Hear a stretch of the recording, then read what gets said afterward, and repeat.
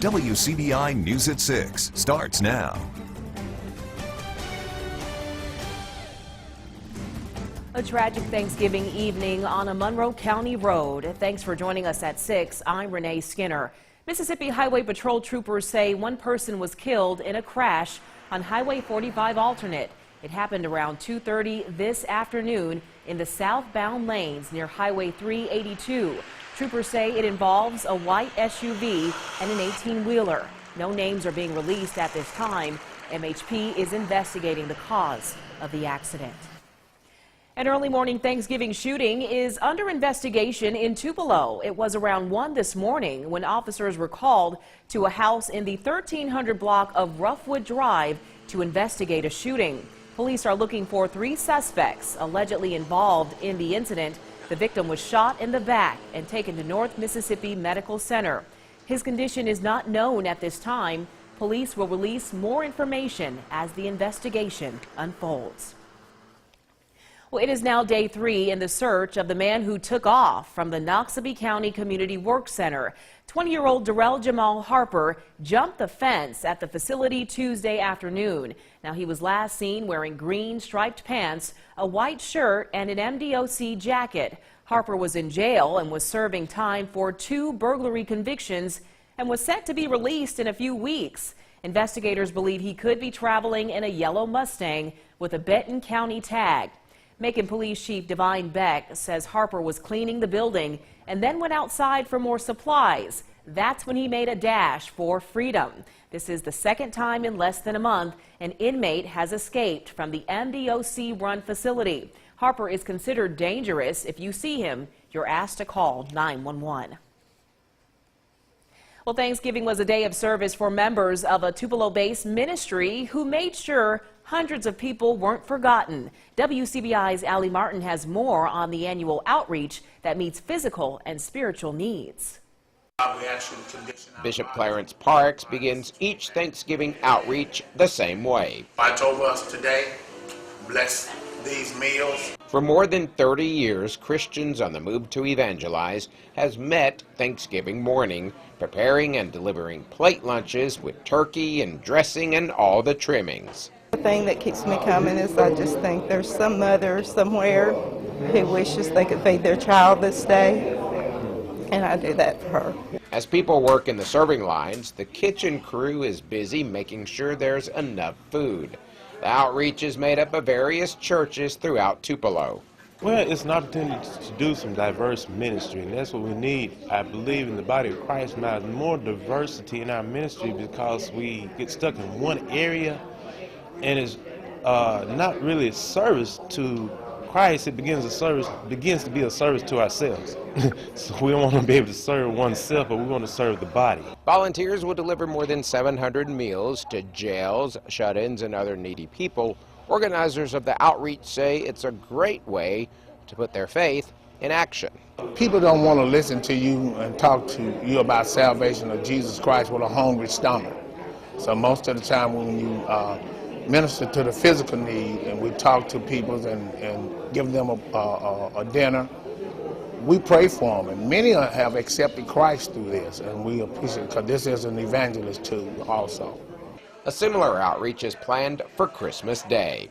Allie Martin, WCBI News. The ministry is always looking for volunteers. For more information, go to our website, WCBI.com. Well, for nearly 3 decades, many Columbus locals and several organizations have worked to help and prepare Thanksgiving meals. It's all for the elderly and less fortunate in the area. All of this started 24 years ago, and it was a lot different than it is now. The plate count started at about 50 plates and has grown to nearly 2,000. Each to-go box is packed with turkey, dressing, and all of the Thanksgiving food fixings. Oh, we started in our own personal kitchen with 1 turkey. And you just shared what you had, you know, and it was just, we were right in our neighborhood, and we stayed, I live on the south side of town, and we basically did it in our, it was territorial at that time, we did it in our neighborhood. Now, it didn't take long before the meals started being delivered citywide, and with the expansion came dozens and dozens of volunteers and organizations, including the Mississippi State women's basketball team and city leaders. 5 minutes past the hour, let's get a first look at our evening forecast with Chief Meteorologist Keith Gibson. Hey there, Keith. Hey, we have the full beaver moon shining overhead tonight. The bright full moon rising in downtown Columbus. That's our Alpha Insurance camera, and that will be shining all night long with those clear conditions. We are cooling down into the mid-40s to around 50. As you can see, mainly clear conditions. A few wispy clouds starting to come on into the region. Those clouds will thicken late tonight and into our Friday. So right now, 40s for a good chunk of the evening. Some of you will actually get down into the upper 30s later tonight. Now, here's our Friday forecast. Your Black Friday. If you're out early, we are dry. By the evening, we will see some rain around here. Most of the day is dry.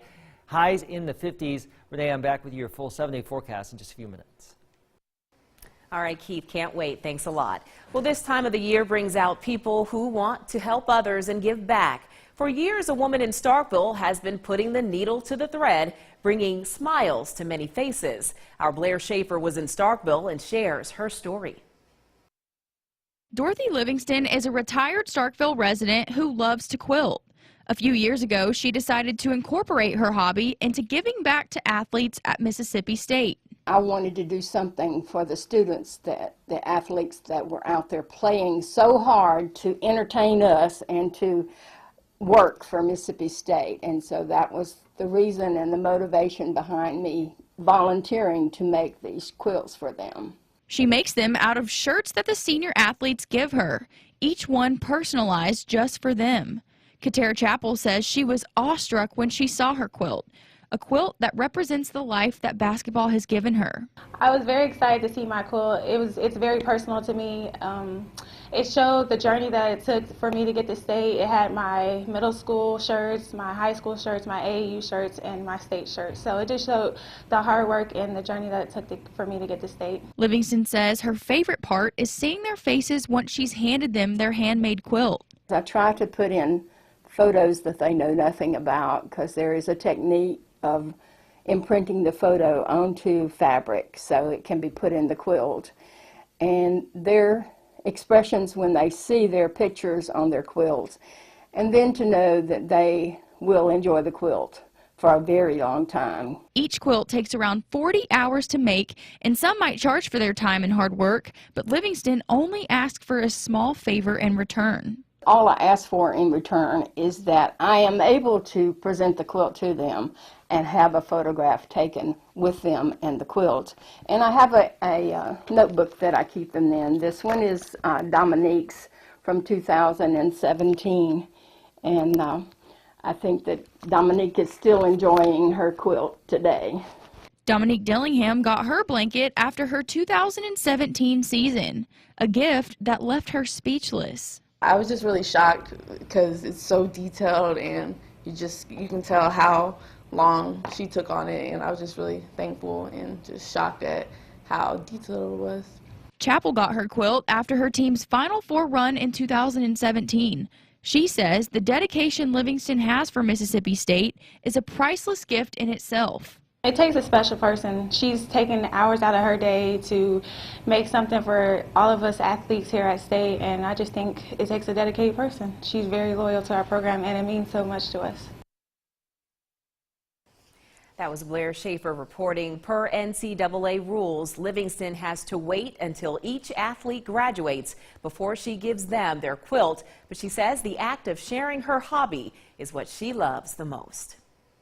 In other news now, a lot of Black Friday deals are already underway. But when people think of Black Friday shopping, most people think of going to big chain stores. But what happens when that big chain store leaves? For Winona residents, this is what they are facing after the local Walmart closed earlier this year. Now people have to decide if they want to make the drive to shop this Black Friday, or will they stay at home? Local stores are helping out by holding special sales tomorrow to help fill the void.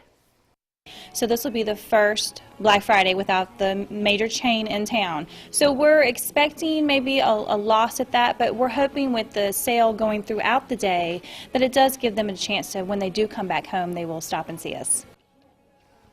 Now, Wyndham tells us even though she expects people to leave town to shop, she still expects to be busy. It's become a Thanksgiving tradition for many, tailgating on Thanksgiving. We check in with fans at the Egg Bowl when we come back. Welcome back, everyone. Turkey and tailgating. That may seem like an unusual combination, but as the Egg Bowl game happens on Thanksgiving again this year, a lot of local families gave thanks under a tent. Jason Hibbs has more. We have deep fried turkey. We have cranberry sauce. It's everything you typically find on a Thanksgiving table.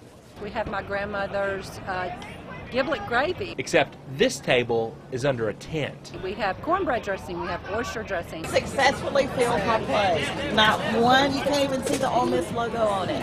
It's a family affair. There are 5 families represented here today. And Whitney Burns' family members aren't the only ones breaking with tradition. I've always fixed Thanksgiving at home. 89-year-old Beatrice Polston, better known as Granny B, was convinced to take this year off, let someone else do the cooking, and travel from North Carolina to tailgate with her great-granddaughter, an Ole Miss senior. Yeah, I'm happy to come. Enjoyed it very much. After all, the family is doing what they do on any Thanksgiving. They're just doing it here. And that makes for memories that everyone says they won't forget. It's so fun. The weather is perfect. The trees are beautiful, and we're just so thankful and blessed to be here. Regardless of who wins the game. In Oxford, Jason Hibbs, WCBI News. I think I'm hungry again. The game kicks off tonight at 6:30. Renee, where's our plates? We need a plate. All right, weather-wise here, Columbus, Tupelo, Vernon, Louisville, things are all quiet. Rain, though, in about 24 hours. Details are next. WCBI First Alert AccuWeather Forecast with Chief Meteorologist Keith Gibson. All right, here's our off insurance time lapse downtown Louisville, Mississippi today. Gorgeous sunshine for Thanksgiving, but if you look closely right there, some of those high, thin cirrus clouds, that foreshadows some rain coming in late tomorrow afternoon. But today we really enjoyed some great weather. Hopefully you took advantage. Over here at Durham's Pharmacy in Vernon, not too bad at all. We are clear, and there's that bright moon shining in Columbus. Temperatures are now cooling down, 43 already at the Starkville Airport. Some spots still around 50. Now, we may have to adjust some of these numbers down, more so into the 30s later on this evening. A chilly night, but not as cold as the last 2 around here. Your Friday, back into the 50s during the day, not quite as mild as what we had today. Notice the winds, though, developing from the southeast at about 10 to 15, and then by late in the afternoon into the evening, just in time for high school football. Courtney Robb just walking into the studio. High school football tomorrow, maybe some showers around here, I know, right? But highs in the 50s. It is what it is. We do have another system coming our way. You can see that right there. Clouds first, and then some moisture, some showers getting underway tomorrow evening.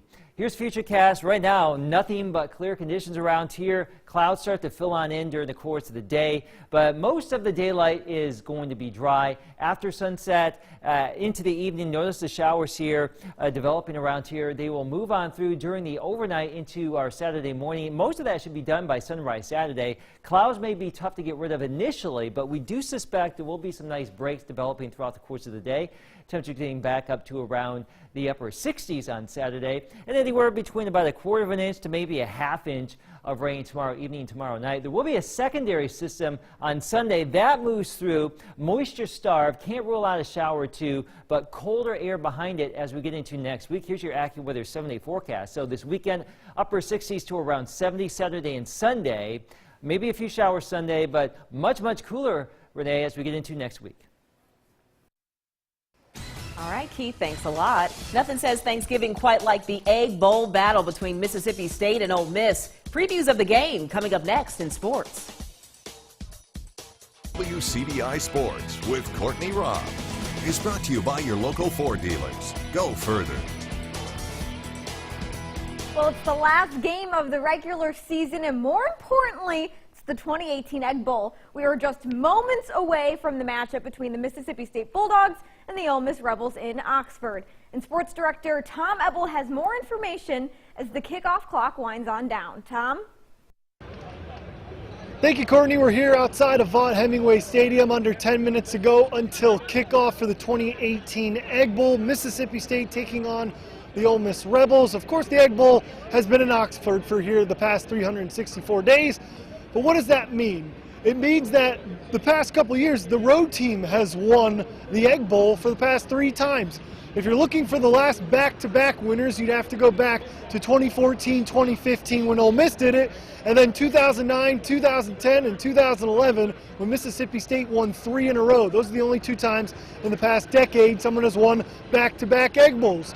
Ole Miss enters the game as a 12-point home underdog. That's the last line I saw, but hey, you got to throw lines out the window. It's the Egg Bowl. Anything can happen. Of course, the game's going to tip off in just under 10 minutes here, but tune in to WCBI Sports Tonight at 10. We'll have highlights and recap. Also, tune in to Sunrise tomorrow morning. We'll have all things Egg Bowl here if the game goes into overtime or if it just gets wild and wacky and we're here till midnight. Who knows? It's the Egg Bowl. Let's have some fun, have a happy Thanksgiving, and enjoy some football in Turkey. Reporting here outside Vaught Hemingway Stadium, Tom Mebel for WCBI Sports.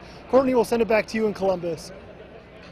Thanks, Tom. It looks lively out there, but if you've heard it once, then you've heard it 1,000 times. This game is different and it's special, dating back over 100 years and birthing a rivalry that triumphs over all the rest. The Egg Bowl is not just a battle of the physical, but a battle for the emotions as well. This year, the Mississippi State Bulldogs will be in Oxford. They're currently in Oxford, and I'm anticipating it to be just as physical and emotional as all of the rest. Get emotional. You know, people sometimes take it too far. It goes back for a long time from before I even started watching football. So it's a big game to me. This game has all the ingredients of what makes college football and a great rivalry special. You know, 2 great opponents, you know, proximity, familiarity, tradition, history, and, you know, really, quite frankly, most importantly, a lot of players from the state who have played with or against each other. And I think that's what makes this game unique and special. MSU head coach Jim Moorhead just touched on it a little bit, but this game often puts former teammates against each other, and the roots go even deeper than just that, extending to players, their parents, coaches, and generations of Bulldogs and Rebels battling it out for the Golden Egg, something that head coach Matt Luke and the Rebels just know all too well. It's always been important in my family ever since I can remember. You know, again, this is not my second Egg Bowl, it's my 42nd, and but again, it's always something that means a lot. And it's very, very important for this senior class to go out on a winning note in this game. Growing up in the state of Mississippi, it's one game you look forward to, whether it's on Thanksgiving or whether it's on Saturday. I mean, it's just a special time. Like I always talk about, me and my cousin Jesse, he plays for Mississippi State. Just a great rivalry, man. It's a fun to go out there and play against Mississippi kids, and just the time that you have with each other, man. I mean, it's a game with great edge. I mean, it's a passion game. Well, it's almost time for all of that action. That's going to be it for sports. Your last look coming up after the break. Stick with us. All right, here's our 7-day forecast. We do have some rain coming in tomorrow evening, Renee. That should be out of here by Saturday. Saturday's looking good. Maybe a few showers Sunday. Colder next week, but we had a great Thanksgiving. Can't complain. We sure did. I'm so thankful for this nice weather. I should thank you. I'll take the credit. All right. See you tonight.